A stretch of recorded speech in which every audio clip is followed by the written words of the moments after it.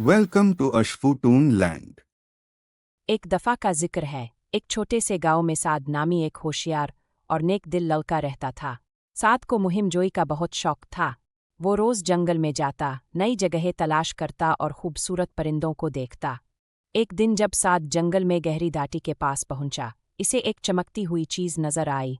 जब वो करीब गया तो देखा कि वहाँ एक पहाड़ की दीवार में दरवाज़ा सा बना हुआ है, जिस पर सुनहरी रोशनी जगमगा रही थी।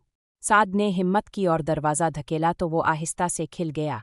अंदर एक हैरत अंगेज़ गार था, जिसकी दीवारें सोने की थीं और फर्श पर कीमती जवाहरात बिखरे हुए थे। एक तरफ तख्त पर एक बूढ़ा जिन बैठा था, जो कहने लगा, ए बहादुर लड़के, ये सोने का गार हर किसी को नज़र नहीं आता। ये सिर्फ नेक दिल इंसानों के लिए खिलता है। लेकिन याद रखो, यहाँ से कुछ ले जाने की इजाज़त सिर्फ इसको है जो दूसरों के लिए सोचे। साद ने गौर किया और सोने आ जवाहरात की जगह एक छोटा सा सुनहरी जुग उठाया। जिन ने पूछा, तुमने यही क्यों चुना? साद ने जवाब दिया, ये जुग मैं अपनी अम्मा के लिए लाया हूँ। वो रोज़ पानी भरने दूर जाती हैं, ये जुग खुद बखुद पानी से भर जाएगा। जिन खुश हो गया और कहा, तुमने सच में अपनी नेकी साबित कर दी।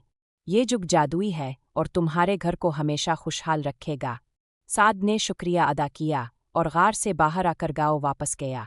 इसके बाद इसके घर में कभी पानी या रिज़्क की कमी ना हुई, और साद सब बच्चों को यही सिखाता रहा कि असल खजाना नेकी और दूसरों के काम आना है।